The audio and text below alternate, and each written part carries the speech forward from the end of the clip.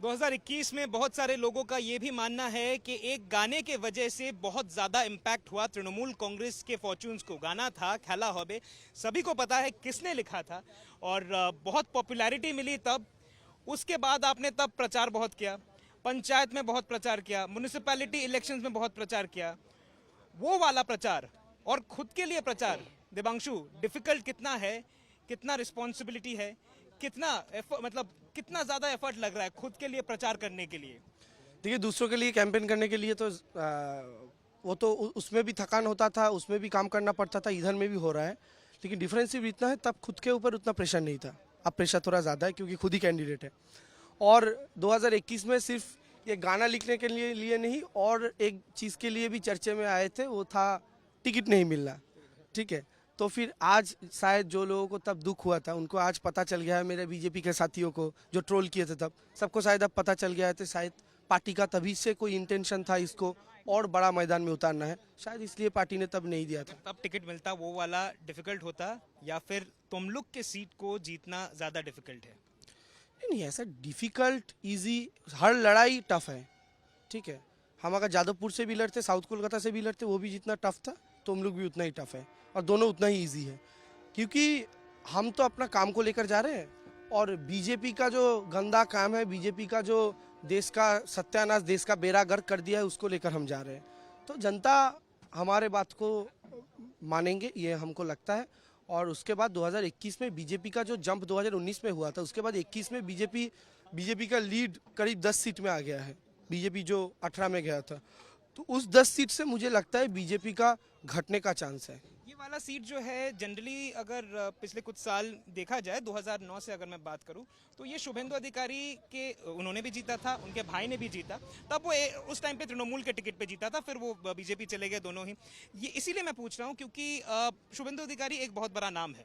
आप शायद डायरेक्टली उनके साथ नहीं लड़ रहे हो, अभिजीत गंगोपाध्याय के अगेंस्ट लड़ रहे हो, लेफ्ट का भी कैंडिडेट है। कितने कॉन्फिडेंट हो आप? देखिए, पहली तो बात है, डायरेक्टली नहीं लड़ रहे, लेकिन लड़ाई उन्हीं के साथ है। अभिजीत गांगुली कोई फैक्टर नहीं है, वो शैडो है। लेकिन ये जो शुभेंदु का गढ़ है, ये बोला जाता है, अभी तक क्या शुभेंदु कुछ प्रूफ कर पाया, ये उसका गढ़ है। क्योंकि असेंबली इलेक्शन का डेटा अगर आप देखेंगे तो ईस्ट मिदनापुर में 16 सीट्स है, तो 16 सीट्स में थे 9 सीट तृणमूल जीता था, 7 सीट बीजेपी जीता था। तो 2021 में भी बीजेपी से ज़्यादा सीट टीएमसी को मिला था, और अभी इस इलेक्शन में प्रूफ हो जाएगा कौन किसका गढ़ है, नहीं है। लेकिन मैं इतना बात बोल सकता हूँ, ममता बनर्जी ने political power of attorney Suvendu Adhikari को दिया था इस डिस्ट्रिक्ट के लिए। शुभेंदु बीजेपी में चला गया, वो पावर ऑफ अटर्नी भी छीन गया है। अभी जनता के सामने आमने सामने मुकाबला है, ममता बनर्जी या शुभेंदु अधिकारी। ममता बनर्जी को चूज करेंगे ईस्ट मिदनापुर के लोग। यंगेस्ट कैंडिडेट हो आप, अगर जीतते हो तो लोगों के लिए, यहाँ पे तुम लोग के लोगों के लिए क्या क्या करोगे? क्योंकि आप आज हल्दिया में एक प्रचार कर रहे हो, इंडस्ट्रियल बेल्ट है, बहुत सारे लोग वर्कर्स रहते हैं, आप वर्कर्स के जो नियम कानून होने चाहिए उस पर भी बात कर रहे थे। कौन से चीज़ें हैं जो आपको लगता है आप कर पाओगे? देखिए, बहुत सारा काम है, और इधर में 7 असेंबली है, 7 असेंबली में 7 तरह का लोग रहते हैं, उनका सबका डिमांड अलग अलग है। जैसे हल्दिया जहाँ पर है, ये पूरा इंडस्ट्रियल बेल्ट है, हल्दिया असेंबली, और ये असेंबली हम हारे हुए थे 2021 में, लेकिन इस बार हमको लीड मिलेगा यहाँ से। ऐसे ही 3 असेंबली में हम जीते थे, 4 असेंबली में हम हारे थे तमलुक के जो अंडर जो 7 असेंबली आता है। तो इन 7 असेंबली में डिमांड अलग अलग तरीके का है, काम बहुत करना है। और सबसे बड़ी बात जो होता है, पब्लिक के साथ पंचायत मेंबर या फिर काउंसिलर का डायरेक्ट कांटेक्ट ज़्यादा होता है। उसके बाद एमएलए का, एमपी का पब्लिक के साथ डायरेक्ट रीच उतना ज़्यादा नहीं होता, क्योंकि उसके एरिया बहुत बड़ा होता है। मेरा सबसे पहला टारगेट जो होगा, एमपी और पब्लिक के बीच एक स्ट्रॉन्ग ब्रिज बनाया जाए, वो मेरा पहला काम होगा। उसके बाद एक एमपी हेल्पलाइन करने का प्लानिंग है, जो पूरा इस कॉन्स्टिट्यूंसी के लोगों के लिए होगा। एक कॉल में अपना प्रॉब्लम बता पाएंगे, मेडिकल इमरजेंसी से लेकर कुछ भी हो, उसको सॉल्व करने के लिए बैकएंड में हमारा टीम रहेंगे, वो एक करने का इच्छा है। और फिर assembly wise, assembly segment wise बहुत सारा प्रॉब्लम है, पार्लियामेंट में थोड़ा वोकल होना पड़ेगा। इधर से शुभेंदु अधिकारी का भाई दिव्येंदु अधिकारी एमपी है, उसको 5 साल लोग देखा ही नहीं, किसी से भी पूछ लीजिए लास्ट कब देखा है, बोलेगा इलेक्शन के टाइम में देखा था। इलेक्शन के टाइम भी नहीं आया था सब जगह पर। तो दिव्येंदु अधिकारी यहाँ का एमपी था, तो दिव्येंदु अधिकारी तो लास्ट 4 साल से बीजेपी ही है, क्योंकि उसका बड़ा दादा बीजेपी में चले गए थे। तो बीजेपी का एमपी होने का मतलब गायब हो जाना है, ये लोगों को पता चल गया दिव्येंदु को देखने के बाद। तो दिव्येंदु को देखने के बाद लोगों ने जो एक्सपीरियंस किया, उसके बाद सेम एक्सपीरियंस लोग बीजेपी को फिर से चुनकर, मुझे नहीं लगता कि रिपीट करना चाहेंगे। अभिजीत गांगुली कोई फैक्टर है इस चुनाव में आपके लिए? नहीं, पॉलिटिकल वेट तो उनका 0 है। उन्होंने एक इंटरव्यू में कहा है कि उनका जो कॉन्टेस्ट है पॉलिटिकली वो सीपीआईएम के साथ है, इसको कैसे देख रहे हैं? यही तो बौखलाहट है और ये हमको पसंद है, ये हमको बहुत अच्छा लगा। उनका कॉन्टेस्ट सीपीएम के साथ है।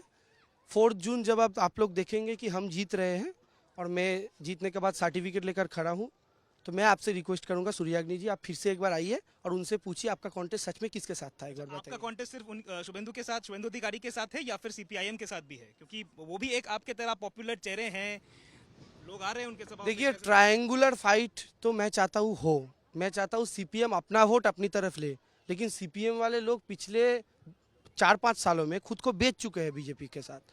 मुझे लगता है शायद यंग कैंडिडेट है, वो शायद खुद को नहीं बेचेगा, ये मेरा आशा है, लेकिन कॉन्फिडेंस उनके ऊपर नहीं है, क्योंकि राम ही तो बाम हुआ है पिछले कुछ सालों में बंगाल में।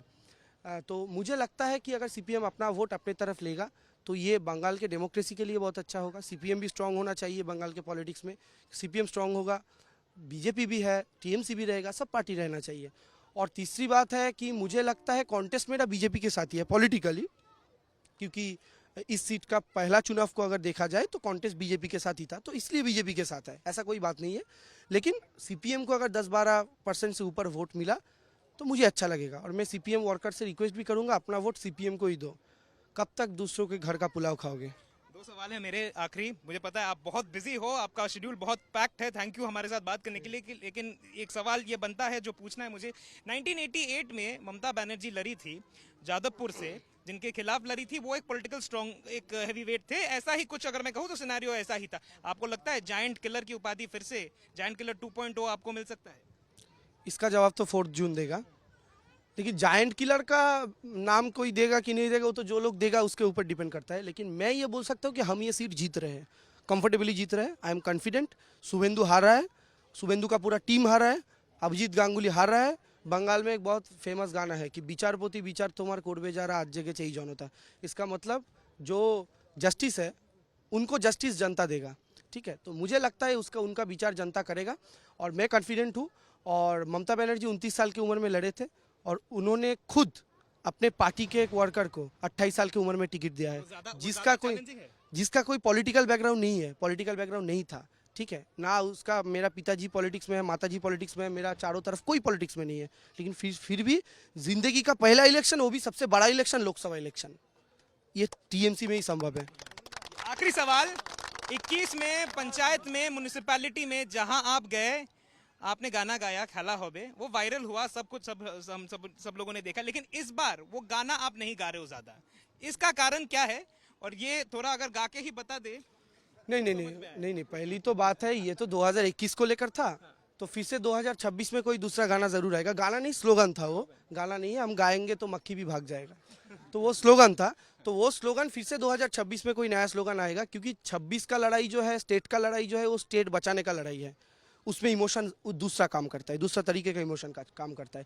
लेकिन खेला होबे अभी भी रिलीवेंट है। क्यों रिलीवेंट है? अभी आईपीएल का सीजन है, आईपीएल में अगर कोई पहला बैटिंग करेगा उसके बाद उसको बॉल करना पड़ेगा।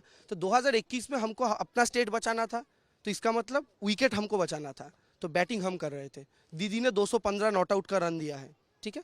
अब बीजेपी बैट कर रहा है क्योंकि उनको उनका विकेट बचाना है। बंगाल में बीजेपी का 18 विकेट है और कांथी और तोमलुक को मिलाओ तो 20 विकेट है। अब हम टीएमसी वर्कर बॉल कर रहे हैं और फील्डिंग कर रहे हैं। हम एक एक करके उनका विकेट लेंगे। 6 विकेट पहले ले चुके हैं, उनका विकेट पूरा खत्म करेंगे, ऑल आउट करेंगे, उसके बाद खेल खत्म होगा। बहुत धन्यवाद हमसे बात करने के लिए देवांशु भट्टाचार्य, जो प्रचार कर रहे हैं और पूरे प्रचार में बहुत सारे लोग आ रहे हैं उनसे मिलने के लिए। और इस बार तमलुक में एक ट्रायंगुलर कॉन्टेस्ट होने वाला है, जहां पे शुभेंदु अधिकारी का गर्व जिसको माना जाता है, वहां पे अभिजीत गंगोपाध्याय और शान बैनर्जी के खिलाफ इस बार तृणमूल के प्रत्याशी हैं देवांशु भट्टाचार्य। कैमरा पर्सन किरणजीत के साथ सूर्याग्नि रॉय, आज तक।